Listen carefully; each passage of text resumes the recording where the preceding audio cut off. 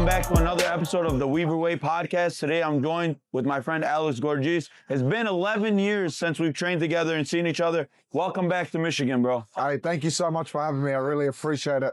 Just before we start off, I want to say a big thank you to Manib for having me down at Weaver's Boxing. This place is amazing. And to see how far he's come into his career to open up his own gym, that's a dream, and that's something that, you can't teach. So once again, thank you. Absolutely. And over the years, I followed your career. I saw everything you're doing. Very proud of you as well. Thank you. What's something that you feel like, coming from Australia, noticing how we train in Michigan, what's something you think we need to add to make it better here? To be honest, the training down here is actually really phenomenal.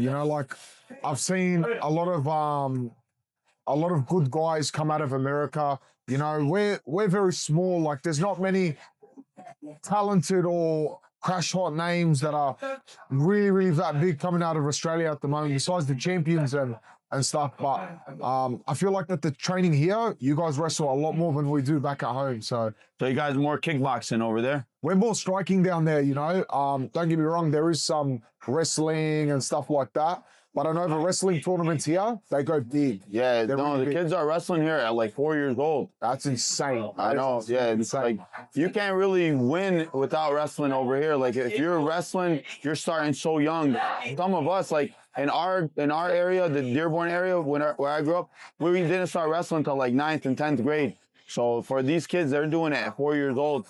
For us, it's more like jiu-jitsu, kickboxing. Yeah. And then, when you start learning how to do that, then you can get into wrestling, Yeah. No, for me, I feel like I'll fit right in over there because I love the striking. You'll fit in. I always try to do twice as much striking. That's my game plan always. Striking only. So, Alex, talk to me. How old were you when you had your first fight? I had my first fight at 15 years old. Oh, like me? Yeah, 15 years old. My first, it was a Muay Thai fight. First ever fight. I had no clue what I was doing. I took on a fight, and at the time we had a promoter back at home. He offered me the fight. I took it, and the first time I rocked up to training, I was like, "Oh, man, cool," fighting. And I was like to my coach, "When am I fighting?" He's like, "You're fighting this week." I was like, "What do you mean I'm fighting this week?" He's like, "Look, it's okay. You've done a little bit of training. You'll be fine." So I remember rocking up. It was a Monday when I found out I was fighting on the Friday. I rocked up on Thursday to weigh in. And as I rocked up, I'm looking left and right, because at the time I was very, very heavy. I think I was 95 kilos. How many pounds that? I'm pretty sure that's about 195. 195. Oh, yeah, 15 years old. Yeah. So I'm looking around, and before I got there, I had looked at the card. I was the heaviest person on the card. So I'm looking around, I'm like, wait, hold on a second. Why is everyone so much smaller than me? And I didn't know who my opponent was. I didn't know his name, nothing. So I rocked up and I'm like, where is this guy? Everyone here's small. Like, if I'm gonna fight one of these guys, I'm chilling, So I'm looking around, and then I asked the promoter, I was like, so where's the guy I'm fighting? And he's like, unfortunately, he's not gonna be coming today, but he's gonna be weighing in on our phone, so we're gonna watch him. Oh, fight. Yeah, video weighing, that's the biggest scam. I was like, okay, no worries. Mind you, I've got no clue what this guy looks like. Whatever. I jump on 195 pounds or whatever I was. I get to a fight night, and I'm still looking around. I rock up to the show. I don't see anyone big. Okay. Fight time comes. I walk out first fight. I get inside the ring, and then his music plays. And I remember it was like some fucking dark music, and I was like, "What the fuck is going on?" So I remember him walking up and coming up towards the ring, and the closer he got, the bigger he got. I was like, oh shit. This guy was twice my size, and you'll be able to vouch how big of a person I am. He got in the ring, and I just couldn't believe, like, this guy was fucking, I think 23 years old, jacked, big Samoan boy. They just put you in there with anybody. I was like, oh, bro, he looked like The Rock. That's what he looked like, So I was like, oh shit, I'm about to fight The Rock. Anyways, yeah, first round, I remember all I knew was a hard left inside low kick and an overhand. That's all I knew. Okay, Yeah. overhand, low kick, overhand, low kick. That's all I knew. So during the fight, I threw a overhand. And as I threw an overhand, this guy stepped up, knee, bang, right in my face, Oh, fudge. busted my nose. First fight ever, I've broken my nose. Okay. Oh, man. Went back to the corner. I'm panicking. My coach's like, "Wake up! You know, you're all right. You're here. You've already got through the first round. I need you to put this guy away." And I remember, you know, just you'd be able to vouch that the amateurs, all you know, overhand right, left hook, overhand right. So I remember running out to this guy, swinging overhand right, left hook, overhand right, and I ended up TKOing him. So that was my first fight. It was insane. I always tell everyone my first fight was my hardest fight ever in my life. I thought I was gonna die. I felt like I was fighting an army, to be honest. Yeah. It's so tough. If you think fighting is easy, wait till you have your first fight. Yeah, for real. Like I see a lot of people underestimate it, think it's just like a walk in the park, and then that first time, like I remember my first fight, I came out and I blitzed the guy like Vitor Belfort across the ring. I just spammed the 1-2, and this kid was tall. I was like 5'2". I let my leg go and dropped him. And he was the promoter's son, so they gave him like 30 seconds to recover. Came back. I was gassed. He was the hometown favorite? He was the promoter's son, literally. He ends up hitting me at the end of the first round. He hits me with like a front kick to the face right here. Yeah. Oh my God, that was the hardest I've ever been hit to this day. But I ended up losing a decision. Man, I thought I was gonna die. My legs were cramped off, everything. Like, it was the hardest experience of my life. But yeah. Fighting is not easy, guys. Let me tell you right now. It is not easy. I guarantee you, any world champion, any fighter, or whoever it is, their first fight is always their toughest fight. Oh, absolutely, absolutely. It gets better over time. It's easier, you know, you start getting the confidence of walking out. You've been there, you've done that. But yeah, my first fight was the most nerve-wracking fight. Mind you not, I've had over like 50 fights, you know, since my first fight. And every single fight after maybe my second or third fight was like, okay, you know, like I'm starting to get the confidence to fight. Yeah.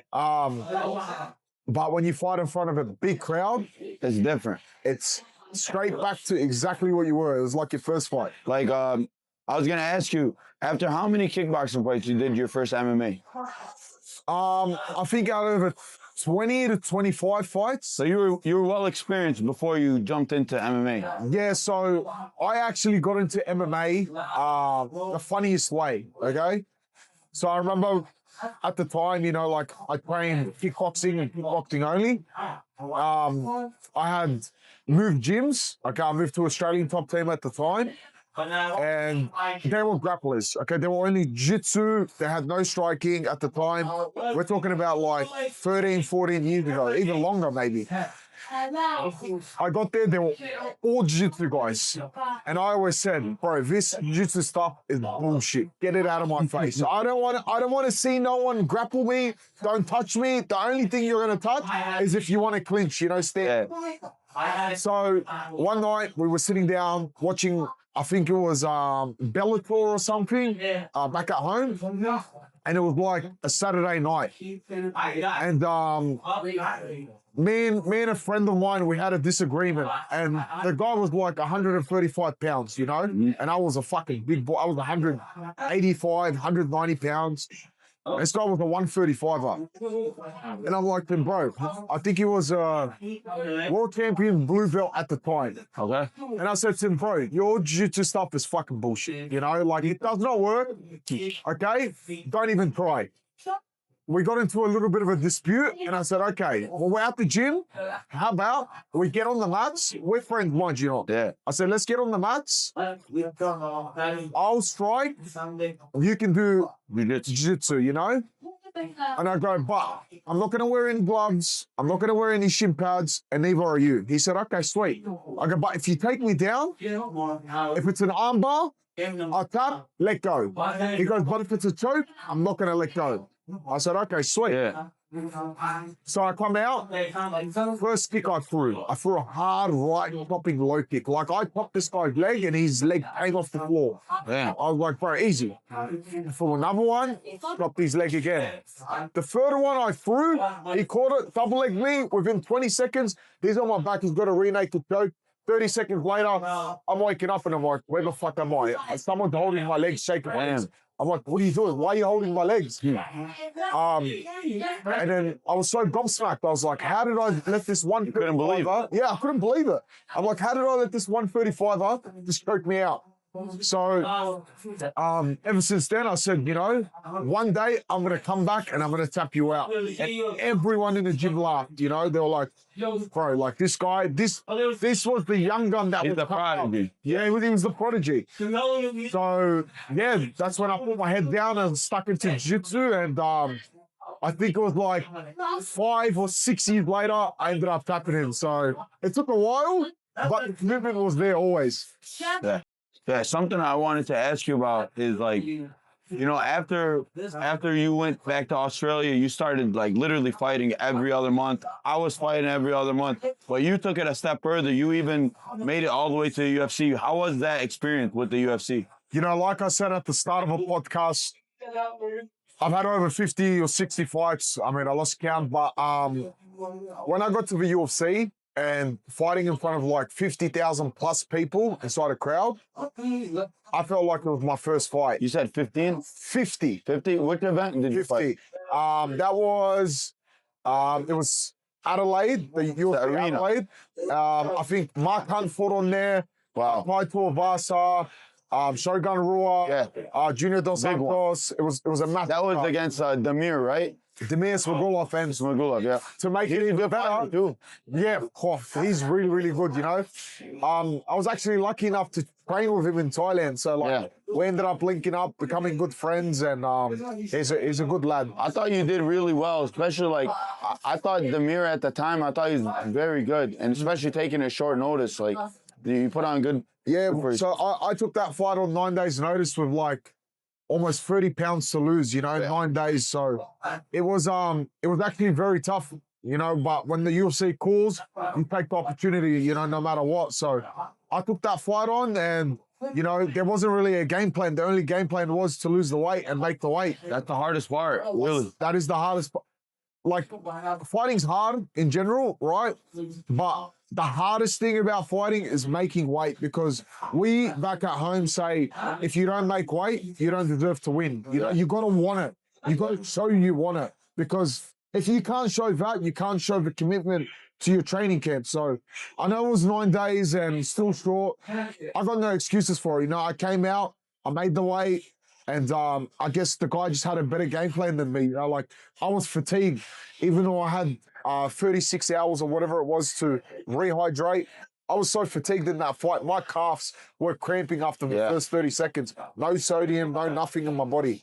And that's kind of like sometimes a way to get into UFC. A lot of guys that I know have gotten into UFC. You know, it's hard because it's short notice. Most of the time, short notice, you're not going to win. But it's a way to get into the show. You know, it's a stepping stone. So, you know, when I took that fight on, I was like, okay, sweet. I had already fought 3 weeks before that. So, like, my shins were battered, feet were bruised. You know, like I was partying at the time. And, yeah, my coaches woke me up one morning and just said, hey, UFC contract, you want to take it? Say less. Is there anything you feel like you could have done differently in your fight career? I mean, they always say stay ready. You know, I was always ready to fight. You know, I was fighting maybe in the Australian scene every 2 to 3 months. Yeah. Every 2 to 3 months, I'll take on an MMA fight. And, you know, for MMA, that's very high, you know. Like, it's very active. If you're fighting every 2 months or 3 months, it's very, very active. Because when I came to Detroit, I was still an amateur, you know. Like, I never had a pro fight. But when I was here, I was actually getting ready to fight pro, right? So I came here and I was getting ready to fight pro. And then when I went back home, that's when I started my pro debut. So not easy. Yeah, I remember just seeing you like taking fight after fight, and I remember like you were kind of like Nate Diaz of Australia for a little while. The Sydney Slap. That's actually funny because, you know, Nate Diaz, Nick Diaz, favorite fighters, you know, all time greatest. You know, you compare him to anyone, I'll always say Nick and Nate Diaz, my favorite fighters. You know, maybe because when I was growing up, I just loved their attitude. You know, they didn't give a fuck about the camera. They never cared. All they wanted to do was fight, you know, and that's what I love. Because you can't make that up. You know, you just got to be born with it. They were socially awkward too on camera sometimes. I love to watch that because that's a personality you don't come past. So, you know, they had their own thing called the Stockton slap. And because I used to imitate their style so much, I started my own thing where in my MMA fights, I was just slapping people mid-fight, you know, screaming at them at the top of my lungs. You just got slapped, bitch, you know, like, and It was like everyone loved it, you know, because at the end of the day, you have to be a bit unique when it comes to MMA. If you just come out, you keep your mouth shut, you know, you're not out there on media, blah, blah, blah, you're only going to get so far. But if you look at Conor McGregor, you know, he talks and he backs his talk. Yeah. That was like me, you know, not to compare myself to Conor, but I always spoke, you know, and then everyone always watched me and they're like, I hope this guy loses. Yeah. You know? And then somehow I was fighting the top guys back at home and I was coming out on top. I was submitting, KOing, you know, as a striker, I was submitting some, you know, brown belts, purple belts. People were like so gobsmacked, you know. But as a striker, sometimes when you strike, you know they're going to end up shooting, right? So I drilled a lot of jiu-jitsu for back at home because it's crazy, you know? Yeah, it's funny how, like, a lot of guys want to fight, but they're scared to, like, say anything because they're like, I don't want to look stupid if I lose and all that. I remember, like, seeing you going out there and just not giving a fuck made me not care, too. So I was, like, talking hella shit here. Everybody hates me.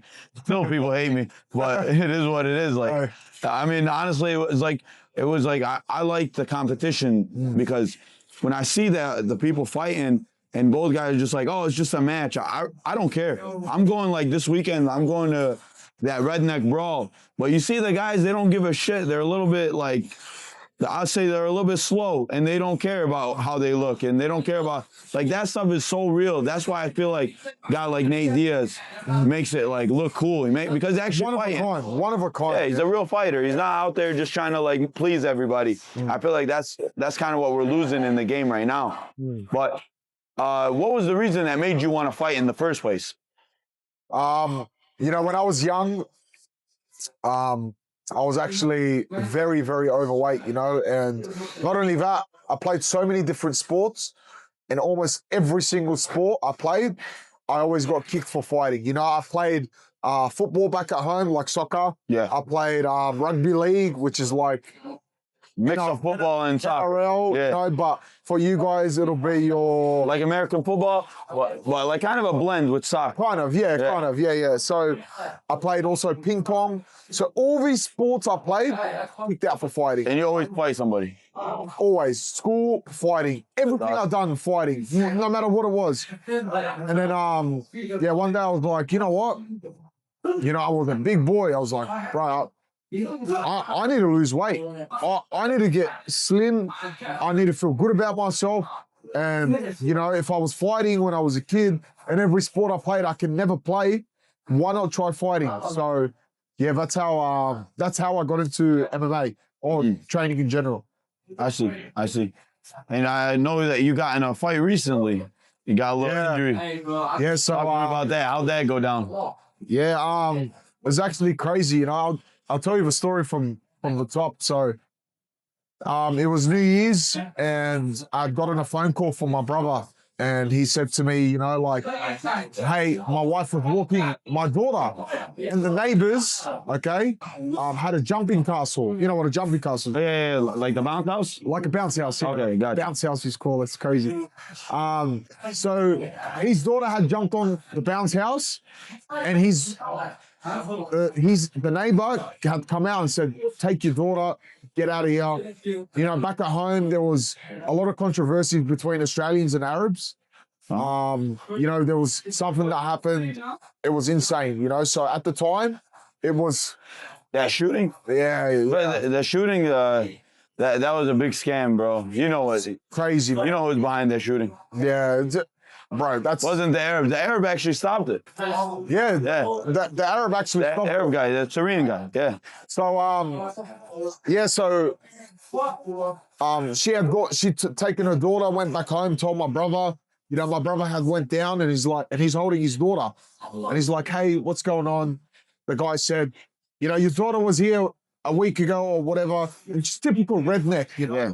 Oh, so you guys got hillbillies and rednecks just like we got them here. We call them bogans back at home. What are they called? Bogan. Logan. Yeah, so you know how you call them hillbillies? We call them Yeah, bogans. that's crazy. So we had this bogan turn around and say to my brother, you know, your daughter was here a couple of weeks ago. She smashed my Christmas decorations, something small. And my brother said, hey, no problem. You know, like, if it costs something, we'll pay for it. We'll return the money, whatever it is. The guy was holding a glass at the time and shaped up to my brother. And he's like, get the fuck off my property before I hit you. His daughter's 1 year old, you know? Oh, wow. So my brother was like, okay. And he left, you know, because my family are very humble, you know, so... Not worth. Yeah, my brother had called me and he's like to me, hey, you know, like, these neighbors, you know, there's a couple of them inside the garage. One of them, I was like, hey, say less, I'm on the way. So I shot down to his house. I got there and I was like... Is your older brother or younger My brother? older brother. Your older brother. And I was like, tomorrow, what's the guy wearing? And he's like, he's wearing a black singlet. Okay, that's it. Straight away, you know, I was wearing shoes. I undone my laces, took my shoes off, took my socks off, took my shirt off, walked straight to his house, walked in his garage. I'm like, hey, which one was it? And he's like, sorry? I'm like, you know, my brother was just here. Who held the glass at my brother? Long story short, get off my property, blah, blah, blah. We're going back and forth. And as we're going back and forth, there was three guys. The first guy, okay, swung a left hook. I pulled, cracked him, dropped him. As I'm focusing on this one, my brother had a run in. He's fighting the second guy. Third guy come from the side, hit me, bang, right in the ear. Cut my ear completely open. Okay, my ear was... What's he using? He used the glass, like a whiskey glass, but like really, really thick. Yeah. Cracked me, and I didn't even feel it. I didn't know my ear was hanging off by a thread. Like, it was absolutely... It's brutal. You know, if you've seen the photo, you'd say, there is no way you actually saved your ear. So... Pretty gnarly. Yeah, gnarly. Yeah. So... Nasty. So yeah, man, like, I ended up turning, the guy that hit me, because the first guy had gone out, I started swinging at him. He ran inside the house, locked the door. You know, my brother was fighting the third guy. I yanked my brother, straight, hook straight. You got to give it to him. Left head kick, dropped the guy with left head kick. Oh, the head kick on the person that doesn't know how to fight is a brutal. Oh, got on top, ground and pound. And it actually was crazy because after all this had happened, my ears completely, like, it's hanging off. Okay? Yeah, it's brutal. And everyone was out. It was New Year's, you know? It was actually crazy because, you know, the police that had rocked up at the time, they called the police and told the police, like, I was carrying something on me. So when the police came, you know, like, yes, I went to their house and blah, blah, blah, but I was only there to defend my hat. You know, like, that's my family. Like, at the end of the day, you know, you're only there for your family, you know? So, yeah, I know it was a stupid thing, and, you know, I don't condone fighting in the street or whatever, but for family, I'll do anything. So, hey, yeah, that's how I ended up in that situation. Cops came, I got arrested, but thankfully I never got charged. Police dropped it. Yeah, hell yeah, bro. I mean, you got to do what you got to do sometimes. But not every day, you know? No fighting every day. I feel like, you know... I haven't fought in the street since I was a kid, you know? Yeah. So, yeah, I don't condone it, you know? But that's why I feel like, you know, MMA actually saved my life because, you know, you start out as a youth and when you start out as a youth, you know, you got dreams and things like that. And then once you take your first foot inside the doors of an MMA gym or striking gym or whatever it is, you know, your whole life changes. You grow that confidence. Yeah. And that's something money cannot buy. That's something money cannot buy. So that's what I feel like. A lot of people, you hear them say, MMA changed my life, fighting changed my life. It actually changed my life because, you know, if you're a man and you've never been inside a life-threatening situation, whether it's sparring or in the street or wherever it is, or MMA, and you don't feel that, where you're like, oh shit, this person can fuck me up, you know? If you don't feel that in your life, then you haven't lived. Yeah, you know? 100%. Yep. So that's what I feel like. That's what I feel like. A lot of men growing up nowadays need to give MMA a crack. Need to give combat sports a crack, because try it once in your life. You know, it could completely not be up to you, but you need to feel that. You know, you need to grow that confidence within you, and that's why, you know, like you having your own gym. You know, and I look around now, I see youth coming in and things like that. You never know, Manib, you can change. You know, if 100 kids walk in and you change one person's life, that's something money cannot buy. Yeah, it's different At all, you know? It's a responsibility too. And that's why I have so much respect, because when you open an MMA gym or you open a martial arts gym or whatever it is, it takes so much time and dedication that you put into the place that people don't understand. You know, I understand because, you know, my coaches were my best friend. I've seen, you know, the MMA gym. I've seen people come in the gym. I've seen thousands of faces come in, thousands of faces leave. So I know what it's like, you know. So for the youth, you're doing a great thing, man. You're going to end up changing someone's life, because I understand martial arts is all about, some people might think it's about violence or whatever, but at the end of the day, this saves people's lives, you know? 100%. It's a healthy outlet, you know, and especially like you said, there's so many different things you can gain from it. Like I had a kid today ask me, he's 18 years old, he said, is it too late for me? I said, too late for you in what sense? Like, who are you comparing yourself to? You can get better shape, you can get better health, you can learn how to fight, you can get stronger, faster, everything. You got the world ahead of you. So it's never too late. So if you're watching this, make sure you train wherever you may be. Like if you run up against Alex in Australia, make sure you guys check him out. Thank you. Bro, Alex, I wanted to ask you, what do you feel like now that you've stopped fighting? How do you feel like you can take yourself to the next level? Are you looking at coaching? What's the next move? I believe, you know, like I have so much love into the sport. Like, you know, when I was a lot younger, I lived, breathed, slept MMA. You know, like I would write things down. I don't know how to write, okay? But I would write these things down. Like I remember going to class, finishing class, writing on a pen and paper. Okay, I just learned open guard today, hip escape, blah, blah, blah, knee shield. Like I would write all these things down. For me personally, I believe, you know, there's so many great Australian MMA guys that are coming up, like, you know, Matty Ian, Fozamiri. We got so many guys. You know, I trained with Josh Togo, Quillen. You know, there's so many guys. Volk is the champ too. Volk is the champ. There's a lot of amazing guys coming up, you know, so I believe that the guys that come from Australian top team, from my gym, I believe that there's so much talent, you know. There's so much talent in Sydney, Australia at the moment. It's absolutely insane. And you know yourself, when the next generation comes, there's new styles, there's new game plans, there's new things that people are trying. And they're the youth, man. So when these guys are growing up, you know, and you have an opportunity to train with them or coach them or whatever, that for me, that's how I elevate. Yeah. You know, when I sit down and I study these youth that are trying these new things, because we're the old dogs, you know, we still got tricks, but these kids are still fresh, you know. So that's what I believe. I believe that coaching is probably my best bet, because I don't compete anymore.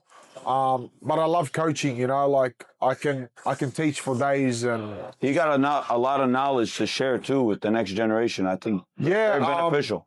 So My coach that taught me, taught me everything he knew, you know, from bottom to And that's top. Suman, right? Yeah, that's my coach, Suman Al Hamu, a great brother of mine. Just recently passed away too.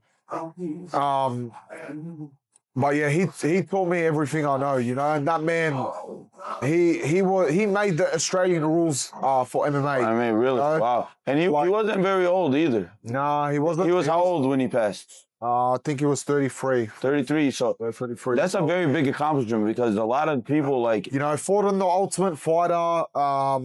He was on the show, fought in the UFC a handful of times, traveled the world, made world champions, made national champ. Like so he's a pioneer for Australian MMA. So right now in Australia, we have an award. It's called Coach of the Year. Okay, they renamed that award to Suman Mokhtarian of the Year. Wow. That's how big he was, you know, back at home. So he done a lot for Australian MMA. For a young guy, that's amazing. Massive. Like, had his own show, over 30 shows in the UFC. Got me in the UFC, got his brother in the UFC, 4 or 5 other people. Had really good connections with Sean Shelby and Mick Maynard. And he was also Arate, right? No, he was Persian. Persian, okay. Yeah, so from that region. It's cool because, like, over here, I remember when I started fighting, it was just me, Mo Shatri, and like there was a couple of guys, a couple of Arab guys fighting. They were older than me. I was like coming up behind them. And then now we're seeing, like, when I hear this, it's crazy because I'm putting myself in their shoes. They're somewhere across the world doing the same things. Even yourself, like, we're the same age. You were doing the same thing I was doing. It's really cool, bro. So what's funny, the first person to actually get into the UFC from our gym was Suman's older brother. Yeah. Okay? And like we were saying earlier on, it's never too late to start because he started at the age of 28 years old. He started fighting. Training, 28 years of age.